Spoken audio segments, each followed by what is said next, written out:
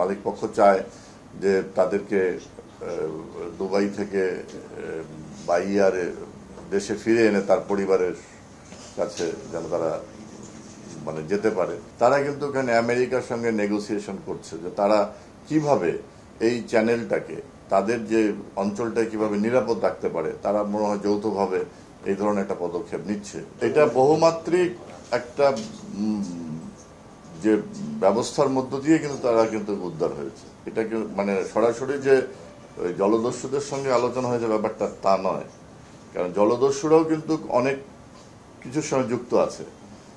আমাদের যে যেই সব উইংগুলো কাজ করেছে তারাও কিন্তু তাদের ওই যে রুটের কাছে চলে গেছে, এবং যে জিনিসটা বললো যে বহুমাত্রিক চাপের কাছে তারা কিন্তু বাধ্য হয়েছে এই জায়গাটায়। যেমন যেটা হচ্ছে যে জীবনের মায়া সকলেরই আছে, তাদেরও আছে। কারণ জীবন দান করে তো তারা ওইখানে হবে না, কিন্তু শেষ মুহূর্তে তো আর কিছুদিন গেলে কি হতো ওরা বুঝতে পেরেছে যে তাদের পরিণতিটা কি হবে। কাজেই এখানে আমি বলেছি যে এখানে 174টা দেশ আমাদের আইএমওর মেম্বার, এবং এই যে সমুদ্র পথ এটা নিরাপদ রাখার জন্য যারা নিয়োজিত আছে বা যারা হচ্ছে, এবং ইভেন কি আপনার সোমালিয়ার যে সরকার তাদেরও একটা ইমেজের ব্যাপার আছে যে বারবার এই ধরনের ঘটনা ঘটছে। আমি গতকালকে বলেছি যে তাদের যে আইন শৃঙ্খলা রক্ষাকারী বাহিনী আছে তারা কিন্তু এখানে আমেরিকার সঙ্গে নেগোসিয়েশন করছে যে তারা কিভাবে এই চ্যানেলটাকে তাদের যে অঞ্চলটা কিভাবে নিরাপদ রাখতে পারে। তারা মনে হয় যৌথভাবে এই ধরনের একটা পদক্ষেপ নিচ্ছে যেন আমেরিকান সাপোর্ট নিয়ে।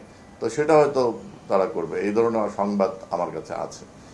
কাজেই কারণ এটা তাদের দেশেরও একটা ইমেজের ব্যাপার আছে। মাননীয় মন্ত্রী, তাদের দেশে ফেরার প্রক্রিয়াটা এখন কি হবে? দেশে ফেরার প্রক্রিয়াটা হবে যে মালিকরা নাবিকদের সঙ্গে যেভাবে চুক্তিবদ্ধ হয়ে তারা জাহাজে উঠেছে সে চুক্তিটা বহাল থাকবে কিনা এটা নাবিক এবং মালিকদের সঙ্গে সমঝোতা করে এটা ঠিক সিদ্ধান্ত হবে। তো মালিক পক্ষ থেকে গতকালকে আমরা জেনেছি যে মালিক পক্ষ চায় যে তাদেরকে দুবাই থেকে বাইয়ারে দেশে ফিরে এনে তার পরিবারের কাছে যেন তারা যেতে পারে, সেই ব্যবস্থাই হয়তো করতেছে। সেটা দুবাই যেতে তবে 19-20 তারিখ লেগে যাবে জাহাজটি, এরপরে প্রক্রিয়াগুলো শুরু হবে। বাংলাদেশ থেকে কি আবার ওই জাহাজ আনতে নাবিক পাঠানোর কথা ছিল, 7 জন নাবিক পাঠানো, সেটা না, এটা তো মালিকদের বিষয়। ওটা হচ্ছে বাংলাদেশের পতাকাবাহী জাহাজ, বাংলাদেশের রেজিস্ট্রেশন করা, কিন্তু ওটা অপারেট তো করে মালিকরা। এখন 23 জন যে নাবিক আছে তাদের যদি এটাকে অপারেশনে রাখতে হয় তাহলে তো ওইখানে বিকল্প নাবিক লাগবেই। সেটা অ্যারেঞ্জ না হওয়া পর্যন্ত তো জাহাজ অপারেশনে যাইতে পারবে না। আরেকটি বিষয় হচ্ছে মুক্তিপণের বিষয়ে একটি আলোচনা চলছিল। আসলে মুক্তিপণের আলোচনা কার সঙ্গে চলতেছিল আমি জানি না।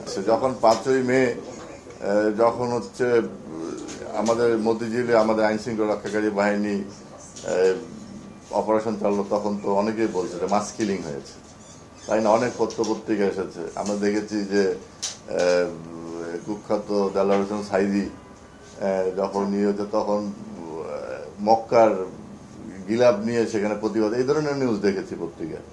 আপনি বলতে চাচ্ছেন কোনো মুক্তিপণের কোনো তথ্য আমার কাছে নেই। মাননীয় মন্ত্রী, ওই কিছু গণমাধ্যম বলছে যে 8 জন জলদস্যুকে গ্রেফতার করেছে বা বেশ কয়েকজনকে গ্রেফতার করেছে, এই বিষয়ে তথ্য না, এইটার আমার জানা নেই।